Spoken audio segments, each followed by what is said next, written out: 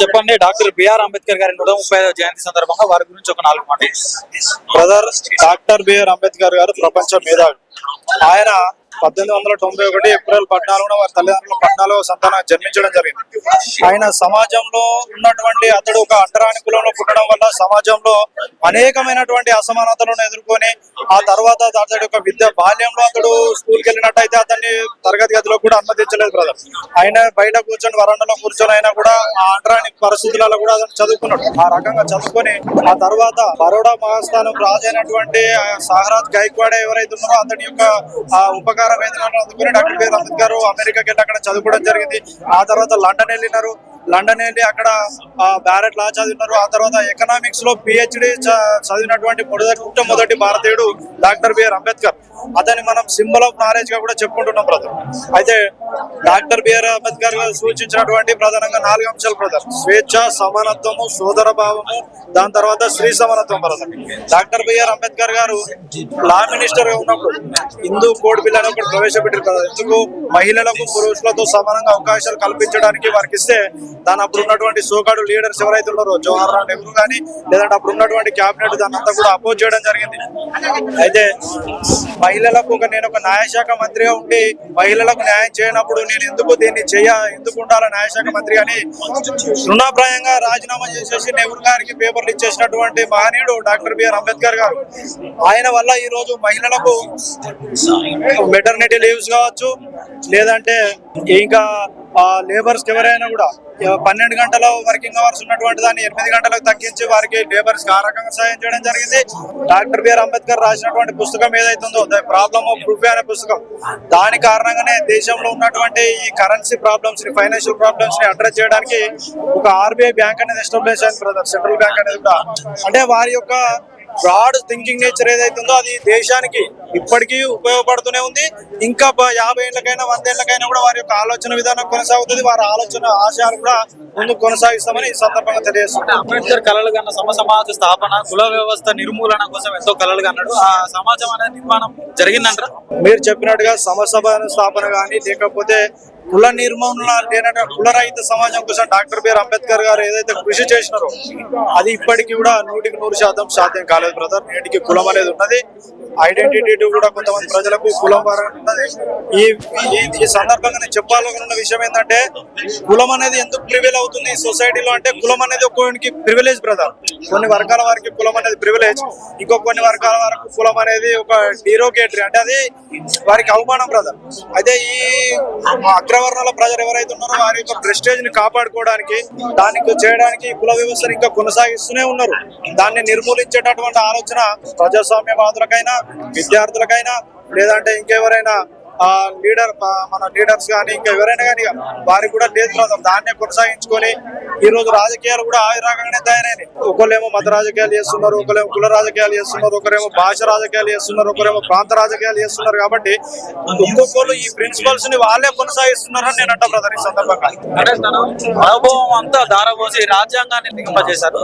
So దాన్ని అనుసరించి ప్రభుత్వాలు నడుస్తున్నాయి అంటారు. రాజ్యాంగాన్ని అనుసరించడం అనేది మ్యాండేటరీ బ్రదర్, అదేమో ఆప్షనల్ కాదు. గ్రామంలో ఉన్నటువంటి వార్డు మెంబర్ నుండైనా, పార్లమెంట్ లో ఉన్నటువంటి ప్రధానమంత్రికి అయినా, ప్రెసిడెంట్ అయినా వారు ఎన్నిక దగ్గర నుండి మొదలు పెడితే వారి యొక్క దినచర్య అనేది కూడా అంత రాజ్యాంగానికి లోబడే ఉండాలి.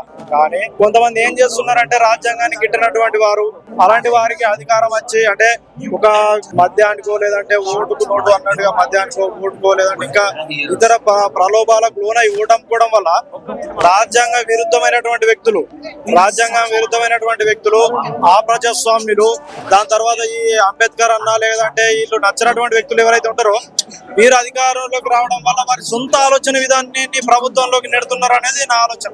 అట్లా అంటే వారు ఏం చేస్తున్నారంటే, అంబేద్కర్ చెప్పిన రాజ్యాంగం మీద అవుతుందో దీన్ని మేము ఎందుకు అమలు చేయాలా, మేము ఏదో నిలిచినాము, అయిపోయింది, గెలిచినాం, మంత్రులైనా, ముఖ్యమంత్రులైనా, ఎమ్మెల్యేలమైనా కదా, మా దగ్గర పవర్ ఉంది, మమ్మల్ని ఎవడేమన్నట్టు లేడు కదా, మా ఇష్టం ఉన్నట్టుగా చేస్తామనేటటువంటి ధోరణిలో కూడా కొంతమంది నాయకులు ఆ రకంగా చేస్తున్నారు. వాళ్ళ వ్యవహారం కూడా అంతే ఉన్నది. కానీ ఏం చేసినా కూడా అల్టిమేట్ గా అయితే వాళ్ళు రాజ్యాంగానికి లోబడే చేయాలా. వాళ్ళు ఆ రకంగా చేస్తే అంటే ఒక 5 సంవత్సరాలలో ఉండరు కావచ్చు. ఆ తర్వాత ప్రజలు వారిని గమనిస్తారు. వారిని తర్వాత నెక్స్ట్ ఎలక్షన్ లో ఓడగొట్టడమో ఇంకేదో చేస్తే ఆ తర్వాత వారు కూడా సామాన్య స్థితిలోకి రావడం జరుగుతుంది. అంటే ఇప్పుడు దళితులు ఒక దేవుళ్ళ కొలిచే వ్యక్తి ఎవరైనా ఉన్నారంటే అంబేద్కర్. అంటే దళితులకు ఒక్కరికే నాయకుడా ఈ అంబేద్కర్, లేకపోతే అందరికీ? బ్రదర్, డాక్టర్ బిఆర్ అంబేద్కర్ ప్రతి మనిషి అన్న ప్రతి ఒక్కరికి, చదువుకున్నటువంటి వారికి, ఆయన గురించి నిజమైన తెలిసినటువంటి వారికి, ప్రతి ఒక్కరికి ఆయన ఒక మంచి మనిషి బ్రదర్. మీరు దేవుడు అంటారా, ఇంకోటి అంటారా, ఏదంటారో కానీ ఒక మంచి మనిషి. అతన్ని మనం ఇన్స్పిరేషన్ గా తీసుకోవచ్చు.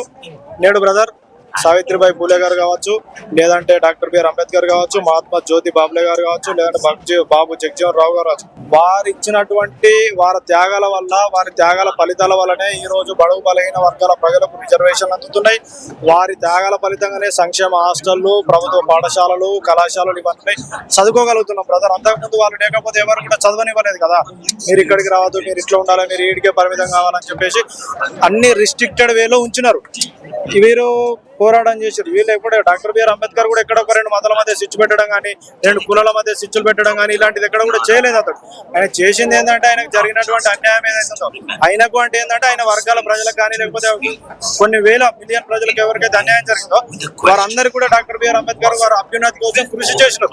అంటే ఆయన మేధ సంపాదన ఏదైతుందో అతను దాన్ని యూజ్ చేసుకుని voice for the voice less అయిన బ్రదర్ అతడు. ఇంకో విషయం ఈ సందర్భంగా చెప్పదలుచుకున్నది ఏంటంటే, బ్రిటిష్ ప్రభుత్వము రౌండ్ టేబుల్ సమావేశాలు నిర్వహించారు బ్రదర్. నిర్వహించినప్పుడు మహాత్మా గాంధీ, దాని తర్వాత డాక్టర్ బిఆర్ అంబేద్కర్ గారు, మహమ్మద్ జిన్నా గారు వీళ్ళందరూ పార్టిసిపేట్ చేసినారు. అయితే మనకు ఓటకు కానీ, లేకపోతే అనేకమైనటువంటి అంశాలు దళితులకు రాజ్యాంగాల్లో విద్య, ఉద్యోగ అవకాశాల్లో కల్పించడం, దాని తర్వాత చట్టసభల్లో వారికి చోటు కల్పించడం గురించి అనేక అంశాల గురించి బ్రిటిష్ ప్రభుత్వం ముందు ప్రతిపాదించినటువంటి వ్యక్తి. అక్కడ వాళ్ళతో చర్చించి గాంధీతో విభేదాలు ఏర్పడినప్పటికీ కూడా ఏ మాత్రం తల వంచకుండా ఈ సామాజిక వర్గాల కోసం నిలబడి కొట్లాడినటువంటి వ్యక్తి డాక్టర్ బిఆర్ అంబేద్కర్. అదేవిధంగా ఆయన డాక్టర్ బిఆర్ అంబేద్కర్ మన కోసం కొంతమంది ఏమనుకుంటారు, అతడు కేవలం వీళ్ళకే చేసిండు, మనకేం చేసిండు, వీళ్ళకే చేసిండు, మనకేం చేసిండు. బ్రదర్, లేబర్ అంటే అన్ని సామాజిక వర్గాలకి లేబర్స్ ఉన్నారు, అందరు ఉన్నారు. కానీ 12 గంటలు వర్కింగ్ అవర్స్ ఏదైతుందో దాన్ని 8 అవర్స్ చేసిండు బ్రదర్. ఈ రోజు irrespective of the community, caste, దాని తర్వాత రిలీజన్, ప్రతి ఒక్కరికి ఏముంది బ్రదర్, ఫండమెంటల్స్ రైట్ ఉన్నాయి. రైట్ టు ఈక్వాలిటీ కానీ, right to freedom of speech and expression కానీ, లేకపోతే రైట్ టు రిసైడ్ కానీ, లేకపోతే రైట్ టు ప్రొఫెషన్ మనకు నచ్చినటువంటి ప్రొఫెషన్ ఎన్నుకునే హక్కు అని, ఇవి అందరికీ ఉన్నాయి కదా బ్రదర్. కేవలం ఒక వర్గానికి ఒక లేవు కదా. డాక్టర్ బిఆర్ అంబేద్కర్ గారు చేసినటువంటి ఫలితాలు ఏవైతున్నాయి వాటి కారణంగానే ఈ రోజున మహిళలకు మెటర్నిటీ లీవ్స్ ఉన్నాయి బ్రదర్. వారు సెలవులో అంటే వారి ఉద్యోగాలు ఉన్నా కూడా వారికి ఉన్నాయి, పేడ్ లీవ్స్ ఉన్నాయి బ్రదర్. దాని తర్వాత కొంతమంది అంటే అంబేద్కర్ అంటే గిట్టనటువంటి వారు మాత్రమే అతన్ని తక్కువ చేసి చూపించేటటువంటి ప్రయత్నం చేస్తున్నారు తప్పితే అతని గురించి చదువుకున్న వ్యక్తులు అయితే ఆ రకంగా ఎవరు చేయడం లేదు బ్రదర్.